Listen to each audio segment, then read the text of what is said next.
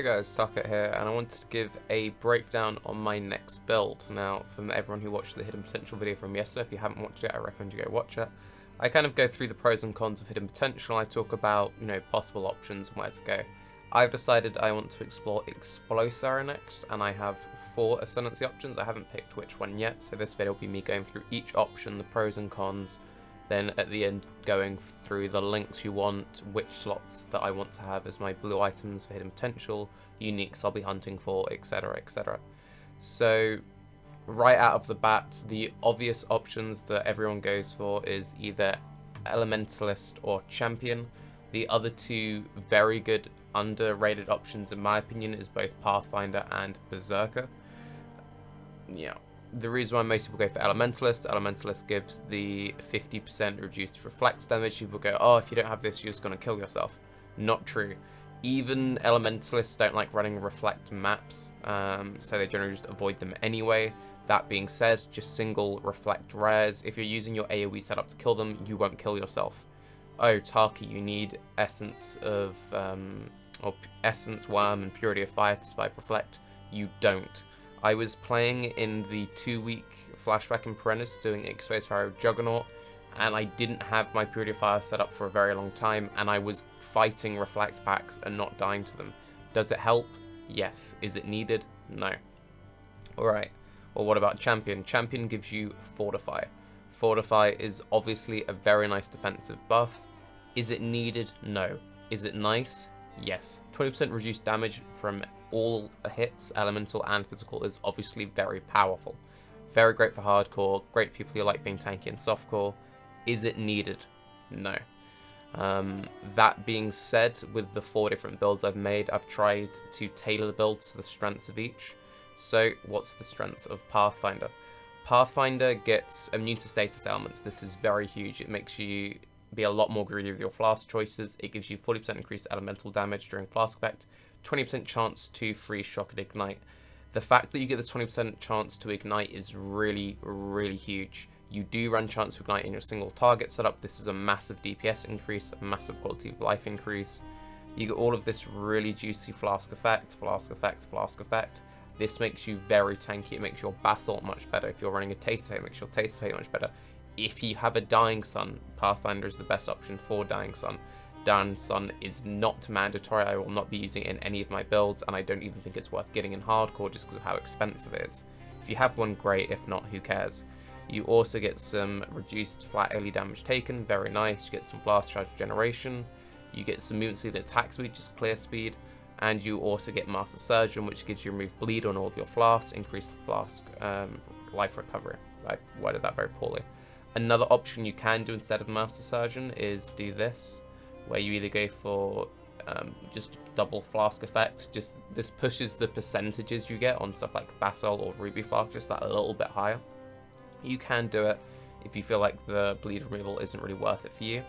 We don't pick up Veteran Boa because we take Elemental Equilibrium, and the gain 10% of fizz damage is an extra damage of a random element. This will screw us up because we'll be randomly dealing extra fire damage, and that's why we avoid that. The main 3 keystones that I pick up in all of my builds are LE Overload, EE, and Blood Magic. I don't really like RT in Explosive Arrow build. You can get it if you want, but the way that I route my trees, you always need to spend points traveling to it. I always go into Witch because I love the AoE, I love the flask effectiveness. It's 1 point away. You attack so quickly with a Quill Rain that you can keep the buff up very easily. In the past, when I played Explosive Arrow, I played with LE Overload. I just really like it. For EE, the way that Explosive Arrow does its damage is that you attack the enemy, it applies a fuse. After a few seconds, the fuse explodes. So basically just have some flat cold or lightning damage somewhere in your gear. Make sure you don't have any flat fire. You hit them, it debuffs them, the fuse explodes, the fire gets the juicy -50 res. Really nice.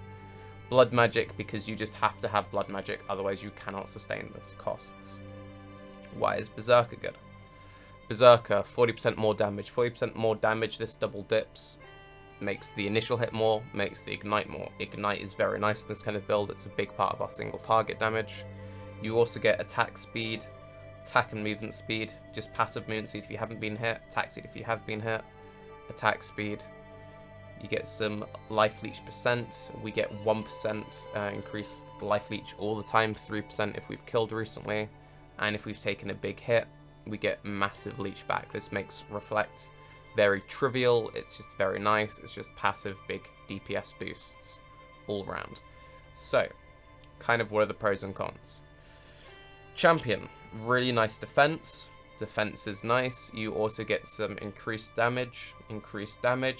It's just generic increased damage, so this does scale our front and back end, which is nice. You get a little bit of movement speed if you're running in a party.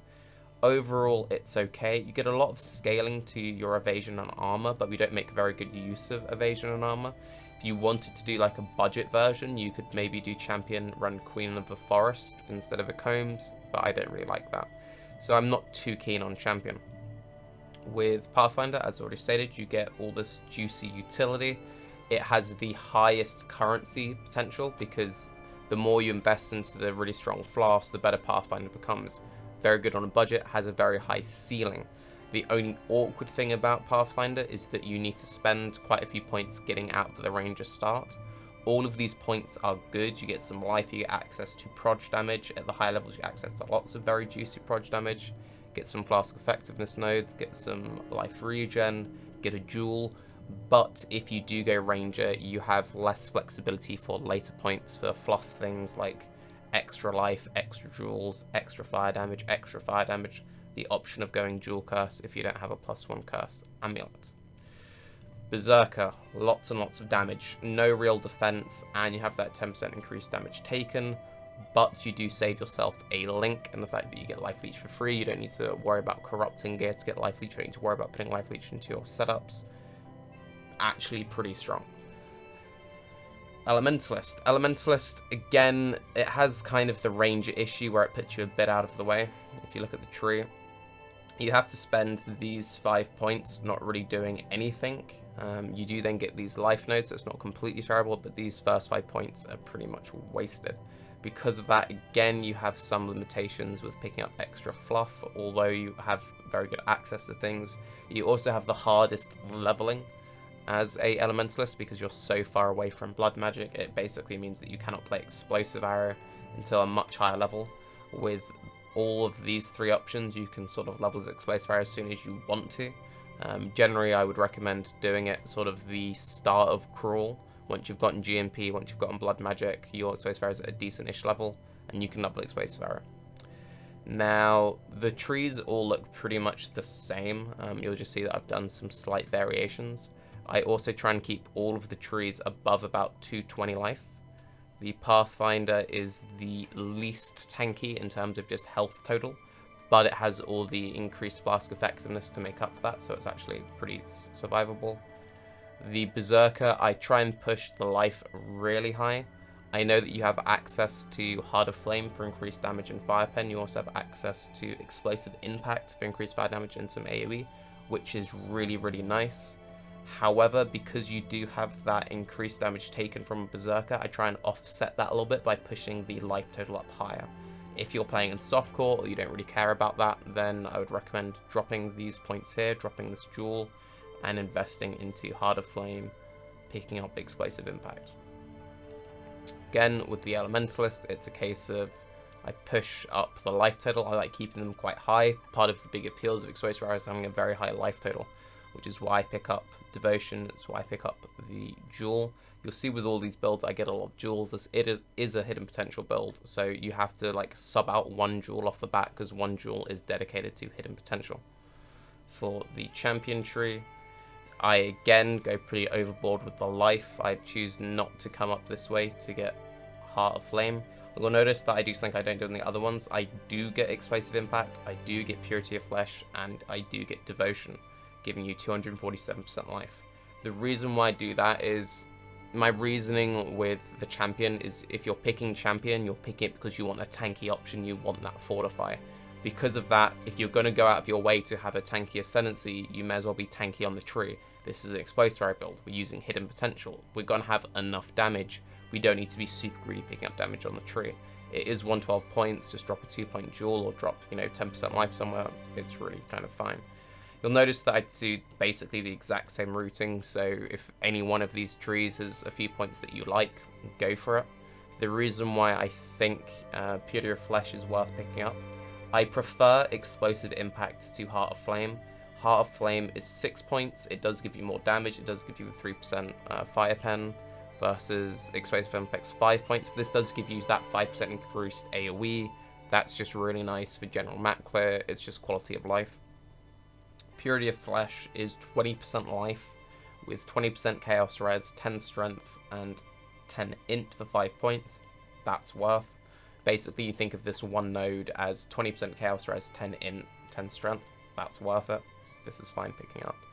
Again, if you don't want this super high life total, drop these points, throw in Heart of Flame.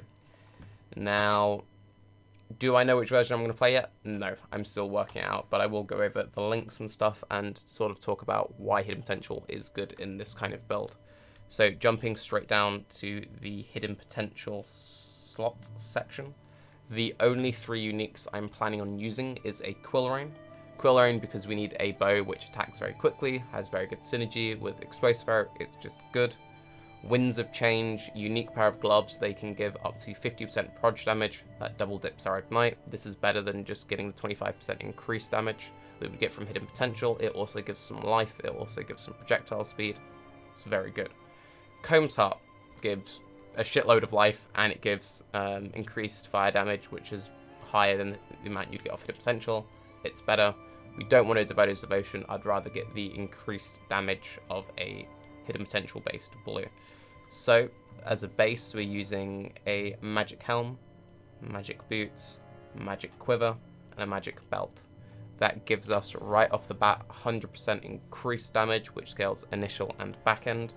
For jewelry, we'd ideally be using Essence of Anger, much like Essence of Envy. It gives % fire damage on jewelry. It can go up to 31 to 34% increased fire damage. This is obviously higher than the 25% increased damage you would get just from using a magic piece of jewelry. If you can't afford to buy Essence of Anger crafting jewelry, you can just use budget blue pieces. And again, if you can't afford a Comb's Heart when you're starting out, you could just use a cheap 5 or 6 link magic chest, and you're basically sorted. That's really that. One other thing I will note, Jewel Curse is very powerful. All of these builds have access to Jewel Curse with not too many points. 6 points really isn't that bad. You'd go through the increased fast effects, don't ever do that. You just need to drop some life on the tree, or you can use a +1 curse amulet. One is obviously a lot cheaper than the other. With all of that sort of in mind, the curse on hit setup would be, if you're dual curse, Rain of Arrows, curse on hit, flammability, then either LE weakness, temp chains, or enfeeble.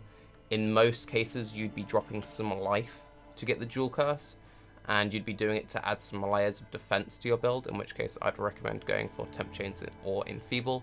If it's softcore and you don't care, pick up the LE weakness.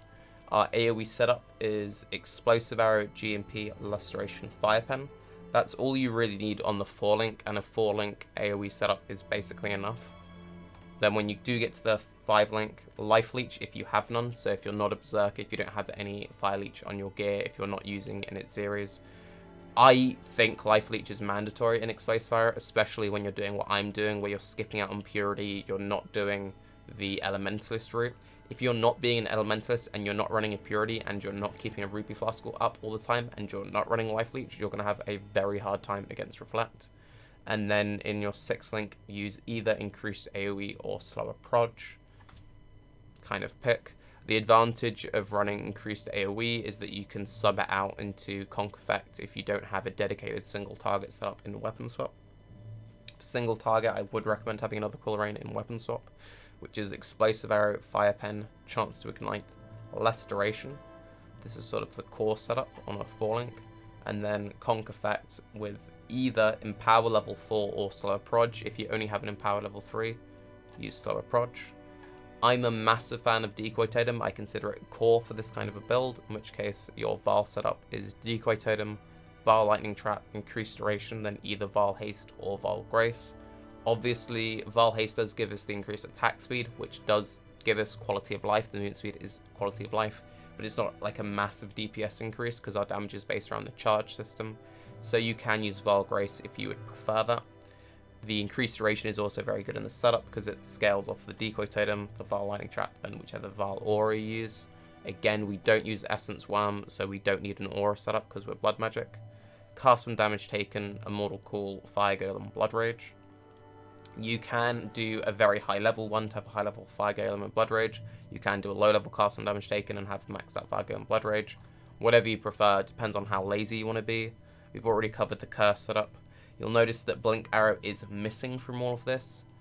Basically, this is under the assumption most people will just have a 5-link 6-socket Quill Rain, in which case put your Blink Arrow in the empty 6-socket.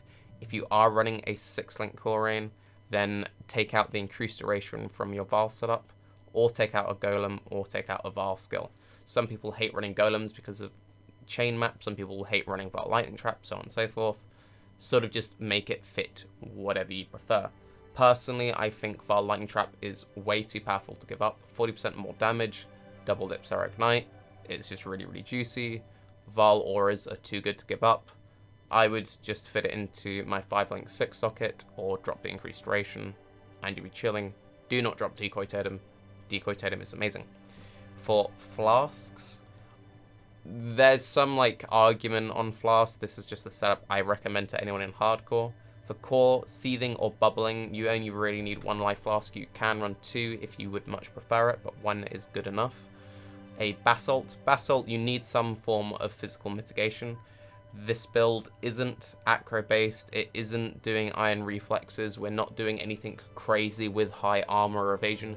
You want layers of defense. Having a high HP pool is not enough.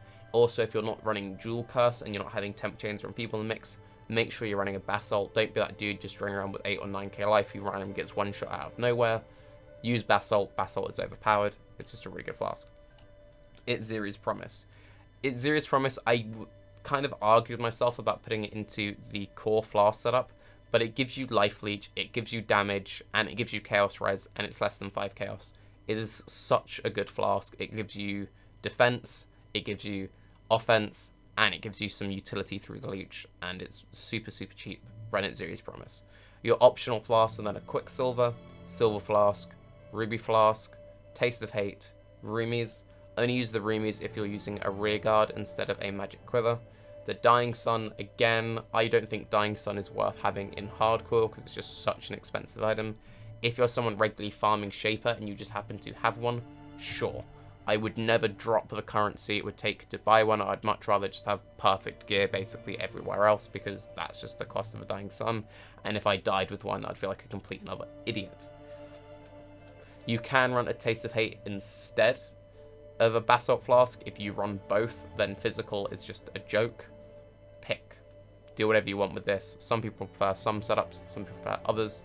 The Ruby Flask, you don't need to run a Ruby Flask if you're intelligent about the way you play. If you're not intelligent about the way you play and you like putting 5 fuse single target exposed fire setups into reflect packs and running reflect maps and not being an elementalist, make Ruby Flask core and just make sure it's always active. That's basically that. If anyone has any suggestions on, which Ascendancy you guys would like to see, maybe some possible changes to the tree, any other items that I've forgotten to mention which would be good in this kind of a build, then leave it down in the comments. But this is sort of what I'm planning for my next character. I'm Tarke. Have a good day. Bye-bye.